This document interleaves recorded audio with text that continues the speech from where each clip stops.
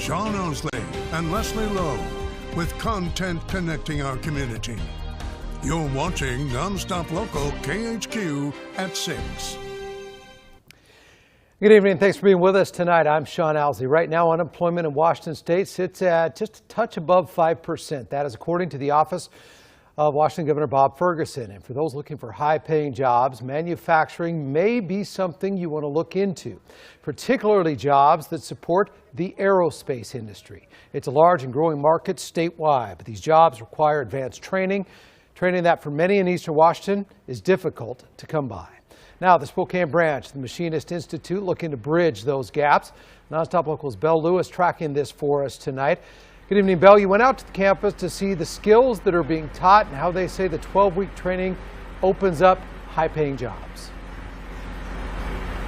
Yeah, good evening, Sean. Right now I'm in the mobile training center, and I want to give you a look at what sort of is happening right now. If you can see right over here, I'll have my photographer Michael give you a look. We're actually going to carve some numbers on the face of a die. Right back here, we have a 3D printer. Right now, they just got finished with a pretty interesting shark figurine, and then we also have some other metal workings happening here. Now, of course, all of this equipment costs money, and training can be expensive, but I spoke to the executive director who said they're trying to make this training available for a very low price. So our goal is to make all of our entry-level training free to participants. So we go out and pursue grants, whether that are grants from our federal government, our state government. There's some new funding streams coming down for technical education. So our goal is to make that cost for the student zero. But it's not just a free cost that could attract students. They're also doing wraparound services to create things like gas cards or to make work clothes available for graduates of the program. Again, that basic training is about a 12-week course, but there is more specialized training if you are in an apprenticeship or if you're doing something else. But for people who are interested, they can come down, learn more. If you are a member of the community and are interested in one of these jobs, especially considering the need that is being said to be had for these higher paying manufacturing jobs, especially in the aerospace industry, which we heard is booming. And these techniques can help people get those higher paying jobs while having all the necessary skills to make a difference at some of Washington's biggest companies. In Spokane, I'm Belle Lewis, NonStop Local. Belle, thank you. Senator Maria Cantwell said in part, quote, Spokane companies are essential to meet the global demand for over 40,000 planes in the next 20 years, and expanding the Machinist Institute will help ensure we have the workforce to get the job done. Crime Tracker alert now. Spokane County Sheriff's deputies arresting and booking 2 people into jail connected, authorities say, to a drive-by shooting over the weekend. Here's what we're learning. According to deputies, an off-duty deputy witnessed that drive-by along the 2000 block of North Waikiki Road after 9:30 in the morning on Sunday. Deputies saw the passenger hold a pistol out the window and followed the suspect's car, a blue Chevy Cobalt, until on-duty deputies could get there. Deputies caught up to 23-year-old Douglas Birdtail and 33-year-old Juan Grigsby along the 6000 block of State Route 291. Running their names, they discovered Grigsby was a convicted felon, and a search of the vehicle ended with deputies finding a pistol. They face 1 felony count of drive-by shooting each. The investigation is continuing. All right, live picture for you, downtown Spokane. All in all, especially with this picture, not too bad on a Monday night. Just felt like spring out there through and through the inland Northwest. Some spectacular days on the horizon as we are about to turn the calendar to May. Let's bring in Leslie Lowe tonight in the Weather Center. Not too shabby out there at all. In fact, you just said May. I was like, oh yeah, oh yeah. Yeah, but you know, they say as you get older, it just expedites, yeah, and I can say that's accurate. You blink and it's the next day. That's kind of how it is. You know what? Right now the trees are all blooming, the flowers are blooming, the grass is green. It's gorgeous out there. Comes with a little bit of a price though. In fact, if you've got any kind of allergies, you've certainly been noticing it. So here's a look at your pollen forecast. And again, we're sitting right there on the higher end of the medium pollen category right now. Trees and grass, biggest offenders out there.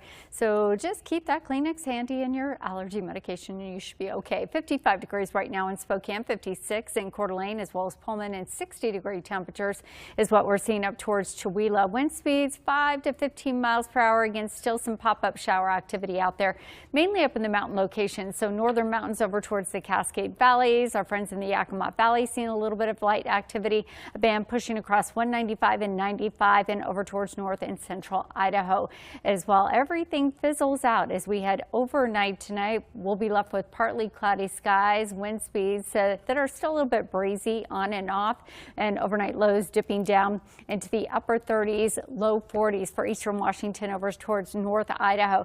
Central Washington a little bit warmer down towards the basin. Tri-City seeing those overnight lows tonight in the upper 40s. As far as extended forecast goes, and we're all looking ahead at this, right, as we get closer into Bloomsday, above average temperatures as well as below average precipitation. That's your 8 to 14 day outlook. When I see you back here in just a few minutes, we'll get a full look at that 7-day forecast and whether you should be packing on the sweats on Bloomsday or wearing a pair of shorts. So I'll let you know. Yeah, wear whatever you want. It's race day. It's race day. You wear you just layer it up and then throw whatever's left in the trees. That's right. Thanks, Leslie. Tonight, family and friends of 3 teenage girls in Adams County in deep grief after a serious crash in Othello killed them. 3 of them, 3 teenage girls, dead. This is video of the ditch where the truck they were riding in rolled on West Bench Road. 19-year-old Prisciliano Perez Pineda is identified by the Adams County Sheriff's Office, the person they believe responsible. NonStop Local's Noah Bolter with developments tonight in the story from Adams County. At his first appearance in the courthouse behind me, the court discussed the driving history of the 19-year-old who police say is responsible.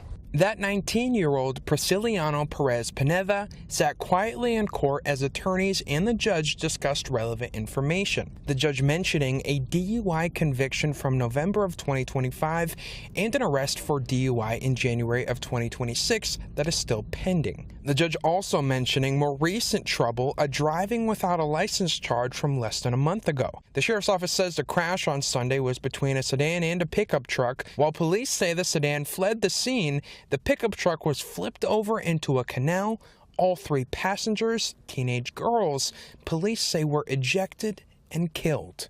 It was police work tracking that sedan that led to the arrest of Perez Pineda, and since his arrest, police saying Perez Pineda used to have a relationship with one of the victims, which police say will mean a domestic violence enhancement to one of his charges. The state has until Wednesday at 4:30 to file any charges, and if they do, the arraignment is scheduled for next Monday.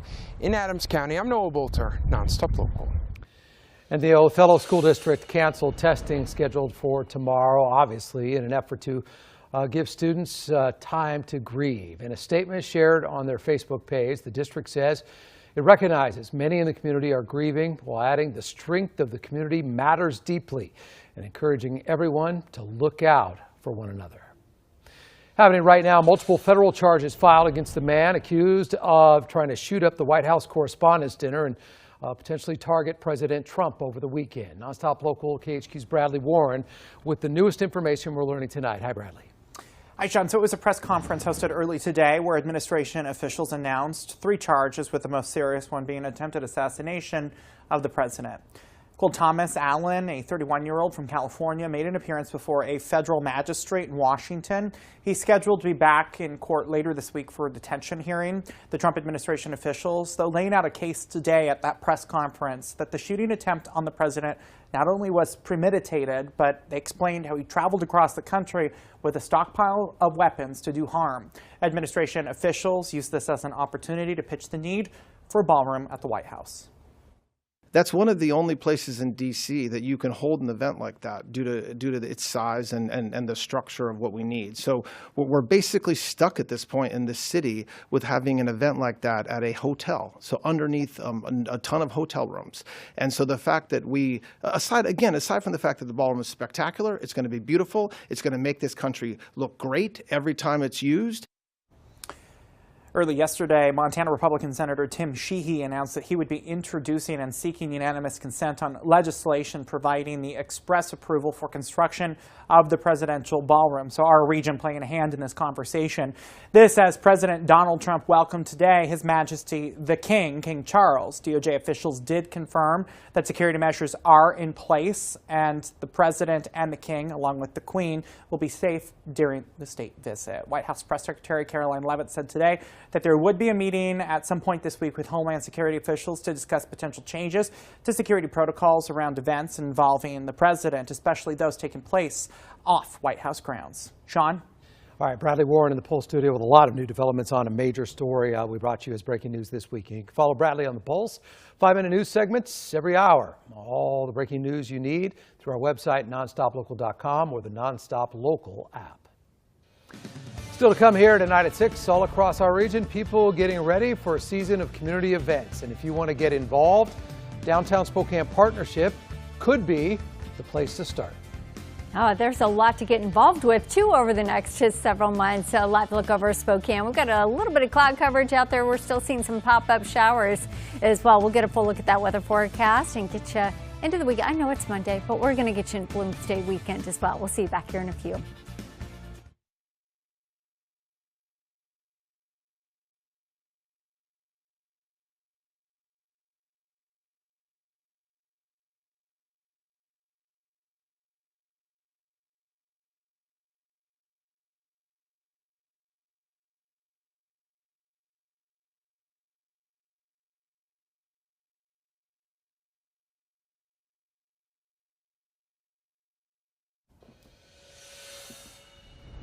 And giving you a look right now at the Spokane River, all its glory, late April, as we inch closer and closer to the season of community events.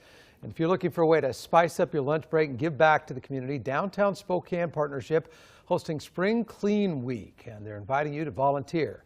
NonStop Local KHQ's J.R. Cottingham shows you. Spring Clean Week involves filling up garbage cans like this one. It's ahead of one of our city's busiest times of the year. Bloomsday is this Sunday, and then we also have the Armed Forces Torchlight Parade coming up. And so it's time for our community to gather up, bond, and clean. Starting at 11 a.m. Monday through Friday morning, volunteers can meet at the Downtown Spokane Volunteer Headquarters located at 818 Riverside Avenue. It's like cleaning out your house for spring clean. We want the front door to look great as people, visitors from far and wide come to Spokane to celebrate these amazing events. They can really say, wow, Spokane is a great place to be. We can see that their community really supports their downtown and the whole city. For Spring Clean Week, prepare to grab trash pickers, bags, and warm up your green thumbs to put some extra sparkle across downtown Spokane. When the sun shines and when you have an opportunity to give back, you know, it just warms your heart, and you have a chance to get to know your neighbors and really take pride in contributing to the cleanliness and the showcase of our community. Cleaning and planting is until 1 p.m. each day, but if you can only give 30 or 45 minutes of your time, that works too. Sign up ahead at www.downtownspokane.org and feel free to show up spontaneously with your coworkers and friends. Reporting in Spokane, J.R. Cottingham, NonStop Local. We're in the final stretch here, counting down the 50th running of Bloomsday, believe it or not. It's officially 5 days and 14 hours and 16 minutes and 30 seconds as of this second. But who's counting? Yeah, we are. As we approach the race, we're learning there will likely be more runners than last year. About 38,000 people have signed up as of this afternoon, but Bloomsday organizers are hoping to see that number still go up. So if you are considering signing up, you'll pay just $38 today, but if you wait until May 1st, that entry fee goes up to $50. If you don't want to run, there's also a trade show that kicks off on Friday. All right, celebrate the upcoming race. How about some Bloomsday-related fun. trivia questions? And we'll see how I do. Apparently, we're putting you to the test. Okay. Let's answer the first one. Here we go. What percentage of Bloomsday runners have registered online since 2009? I don't know. Neither do I, but okay, if they roll up the teleprompter, we will be able to. We'll be able I'm going to tell you. I'm going to guess. Oh, I was going to say about 60%, but apparently it's pretty close. Yeah, 70% of Bloomsday runners register online each year. Okay, so good job. All right. You were pretty close, Sean. I was all right. Question is for you. How you just answered that question too. So it's obviously this is just for you. This is a trivia thing for you. Bring it. How much did the entry fee for the first ever Bloomsday cost runners? I'm going to say. Yeah. I'm going to say free. You think free? Yeah. I'd go with like $10. Okay. Just guessing. Yeah, so according to the Lilac Bloomsday Association, the cost to register for the first race in 1977 was just $3. $3. Yeah, a phone call back then was a dime. Yeah, I was going to say, yeah, those were the good old days, were they not? Yeah, that was with a put it in. Yeah, we won't even get into rotary dialing. Yeah, we are not going to do that. Right. Well, we are going to get into the forecast. We are going to get into the forecast because it's a good one. All right, let's talk about this. Today's highs right at average, overnight lows right at average, and sunset tonight at 7:56. That's just a sign of what's ahead. Still dealing with some of those pop-up showers out there. You can see those little pops of green on your satellite radar. That would indicate where we're still seeing a little bit of shower activity as that band kind of continues to push to the south and to the east, a little bit firing up here across the northern mountains back into the Cascade Valleys. But everything does settle down overnight tonight. We'll look for partly cloudy skies with those overnight lows, mid to upper 30s and low 40s. Now down towards Basin, a little bit warmer. Tri-Cities at 47, 45, and Walla Walla and Hermiston also looking at those overnight lows tonight in the mid 40s. For tomorrow, we'll look for partly sunny skies, but it's going to be still on and off breezy throughout the afternoon. High pressure continues to strengthen as we wrap up the rest of the week and head into Bloomsday weekend, and that will deliver some gorgeous weather. For right now, you can see we sit right there along the front edge of this ridge. As it pushes in, we've got high pressure to the west of us, low pressure over to the east of us, which is why we're still seeing some of those breezy conditions. But temperatures are headed up. We're in the low 60s from Spokane. Coeur d'Alene at 60 degrees, 57 degrees are high tomorrow up towards Bayview and Newport. 70-degree temperatures in Omak, upper 50s and low 60s from Sandpoint into Bonners Ferry, and we're expecting mid-60s for Chewelah and for Colville. 71 in Chelan, 70-degree temperatures in Moses Lake. We're talking about mid-60s from Davenport, Reardon, Highway 2 down again towards Ritzville at 66 degrees. For Montana, still on the cooler side. You can see 54 degrees. That's our high tomorrow in Kalispell. 60-degree temperatures in the Silver Valley, upper 50s down towards Grangeville. Low into the 60s for the Palouse, but we'll be in the mid to upper 60s for Lewiston and for Orofino. As far as big picture goes, we're watching this next aggressive cold front move through the middle part of the country. That means severe weather as that cold air dips up and underneath that warm, moist air coming in off the Gulf. And you can see the temperature difference there.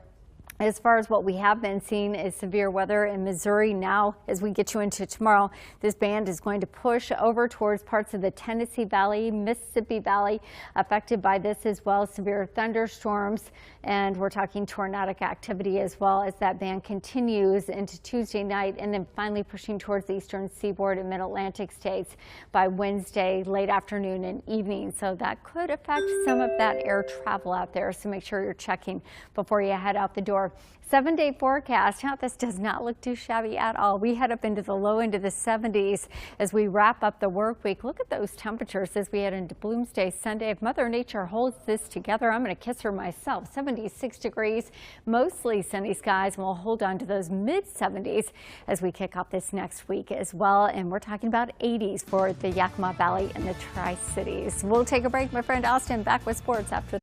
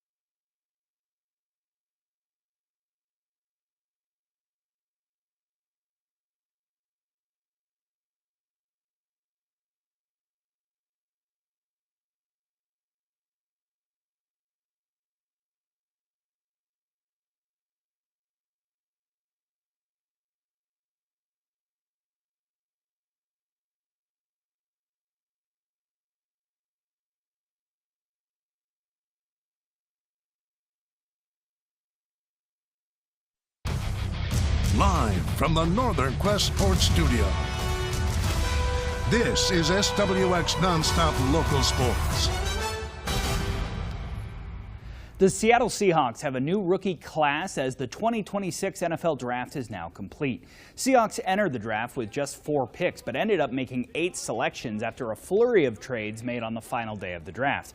Obviously, the Hawks didn't go into the draft with a bunch of holes on their roster. They did just win the Super Bowl after all. But General Manager John Schneider says just because you have success, that doesn't mean you can be complacent. You never ever feel like it's like, oh yeah, you feel good about your team and you love the guys, but there's a part of our philosophy is like, what are we missing? You know, and like how do we get better? I mean, that's just how we roll. Seahawks will continue to add to their rookie class with undrafted free agent signings. Those are ongoing right now. The Gonzaga men's basketball team has only landed 1 transfer portal addition so far this offseason, and now he's one of 71 players to put his name into the early entry portion of the NBA draft process. Houston transfer and incoming Zag Isaiah Harwell is on the list, as is German import and Zag-to-be Jack Kyle. Now, this doesn't mean that they're completely off the table for the Zags. That just means they're testing the waters to see if there's a chance they'll get drafted. Harwell and other college players have until May 27th to withdraw their name from the draft. For an international player like Kyle, that deadline isn't until June 13th. If they do end up pulling their names out of the pool, they will be Zags next season. Washington State Cougar men's basketball adding another transfer today, landing Oregon transfer Jamari Phillips. That's according to the Spokesman Review. The 6'4" guard was a 4-star recruit coming out of high school in 2024. He appeared in 40 total games in his 2 years with the Ducks, this season averaging 2.7 points in 11 minutes per game. Phillips is the 8th transfer the Cougs have added this offseason. The Gonzaga baseball team swept Loyola Marymount over the weekend and in the process extended their school record 14-game win streak. They kept that intact and also kept a firm hold on first place in the WCC. Gonzaga pitchers Karsten Swim and Landon Hood are your WCC pitcher and freshman of the week, respectively. The Zags are now 4 games ahead of second place San Francisco in the conference standings, and now at 27-14 on the season, are making a good case for the NCAA tournament to give them a bid. Tomorrow, a big test for Gonzaga's win streak and their opportunity to beef up a tournament resume. The Zags will have a 1-game midweek series with 13th ranked Oregon at PK Park in Eugene. The Ducks coming in on a 5-game win streak. It starts tomorrow just after 2 o'clock. And the Seattle Mariners swept the Cardinals over the weekend, but it's looking like this series in Minnesota could start with a loss. Luis Castillo allowing 7 runs in just 4 innings of work. Twins will lead it 7-2 in the 6th. We'll show you how that one ended tonight on the Pulse Prime. Well, they're almost 500. Yeah, still trying to get there. So close. A lot of season left. They still have a lot of games There's, left. yeah. There's a lot of games left. Yes, that. We're 30 in, 130 to go. I just want to see somebody catch the ball in their shirt again. Yeah. That was impressive. Something. I don't know if Logan Gilbert would want to do that again. He not. probably had a bit of a bruise and maybe the commissioner's signature, you know. I had never seen that. I don't think many people had. That's right up there with the Randy Johnson bird pitch. Yeah, what is it with these lanky Mariners pitchers and something weird always happening to them? Aren't they retiring Randy's number here? They are. Early in May, yeah. Yeah, they are. A big year for the big unit. All right. Wow, he was pretty good to watch. All right, you're not watching us anymore. Nope. We're done. Have a great night.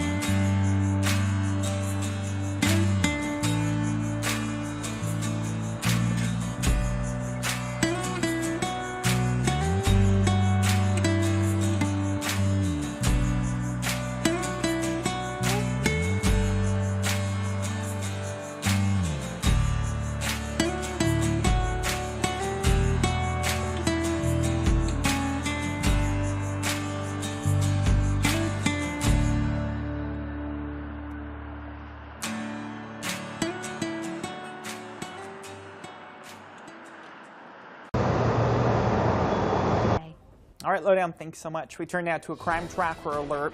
Spokane County major crimes detectives are thanking you for your help in identifying and arresting an armed robbery suspect linked to a robbery that took place at a Chevron along Pines Road back on the 10th. Deputies say a 21-year-old, on your screen right here, Alexander Moore, was armed with a knife when he reportedly carried out the robbery. They took him into custody peacefully at the apartment complex near Cinto Avenue and North Pines Road, where they were monitoring him. He's been booked into the Spokane County Jail on felony first-degree robbery charges.